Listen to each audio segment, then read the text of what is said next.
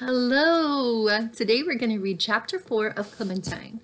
When we left off, Clementine had just helped Margaret with her hair by cutting it all off. And Clementine got in trouble. And so now here we are waking up in the morning of chapter 4. I do not go to school today, I told my mom on Wednesday. I have cracked toes, and then I put my foot right up on the pillow next to her face so she could see it without getting up. I call this being thoughtful. Nope, she said. Well, that's not all. I also have a heartbreak of psoriasis. Nope, she said, and she still didn't even open her eyes to see if I was right. Actually, you know what? I think I have arthritis. Mrs. Jacoby was bringing me in the elevator, and I think I caught it from her. Oh, please, Mom said, but this time she opened one eye, and when she made exactly the sound that Polka Dotty makes whenever she has a hairball. This is what her mom saw. Notice anything different about Clementine? I grabbed the corner of the quilt and I covered my head, but my mom pulled it off again. She took my head in her hands and twisted it all around to see all the whole sides of my head. And it was too hard. It was almost like I wasn't even inside of it. You've cut off all your hair, she said. You cut off your beautiful hair. What on earth were you thinking, Clementine?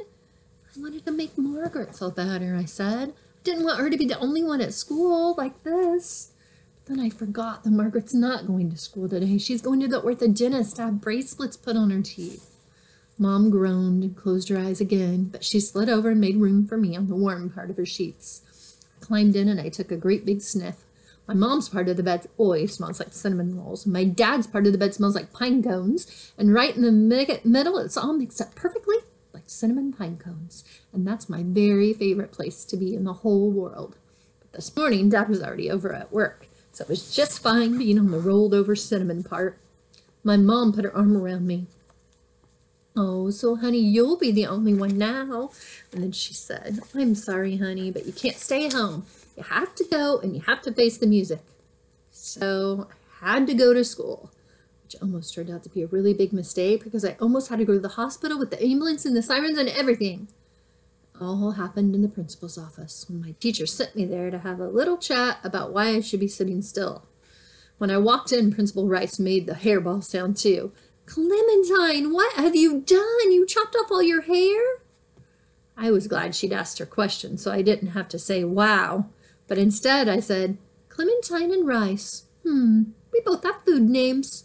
Mrs. Rice sealed her lips tight like she was afraid her teeth were going to run away or something, and then she opened up the note from my teacher. Hey, before you read that, I just want to tell you I can't help it. I'm allergic to sitting still. Nobody is allergic to sitting still, Clementine, she said. Well, I am, I said. My brother is allergic to peanuts, and if he eats just one, he gets all itchy, and he swells up, and he can't even breathe right. And if I try to sit still, I get all itchy, and I swell up, and I can't even breathe right. So, guess that means I'm allergic to sitting still. Mrs. Rice squeezed her eyes shut and rubbed her forehead. I actually know what that means. This idea is so bad it's giving me a headache.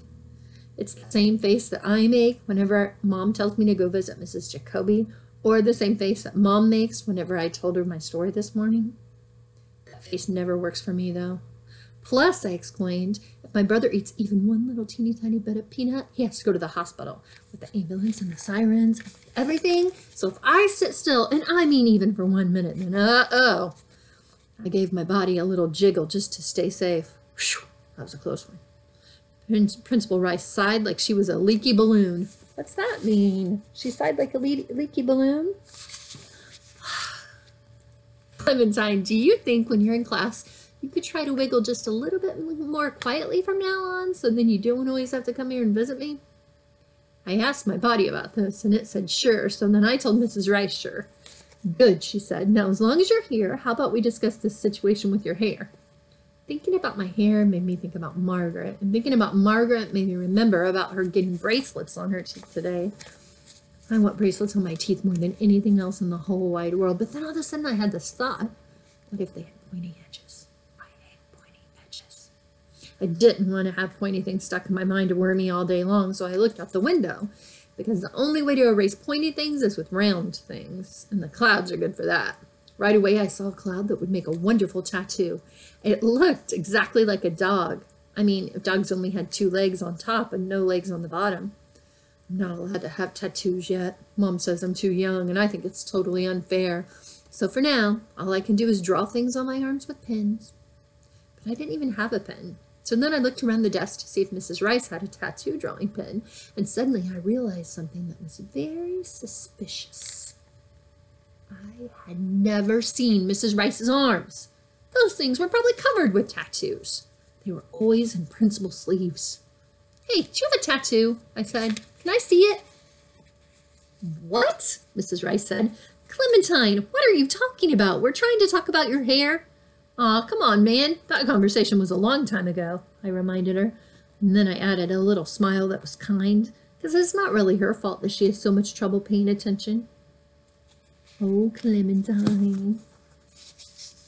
What do you think about that? She cut her hair so that Margaret wouldn't be the only one. Do you think that's being a good friend? And now Margaret's on air, and then she's going to get bracelets on her teeth. I guess we'll find out tomorrow what Margaret thinks of Clementine's hair. Bye, guys. Have a great day."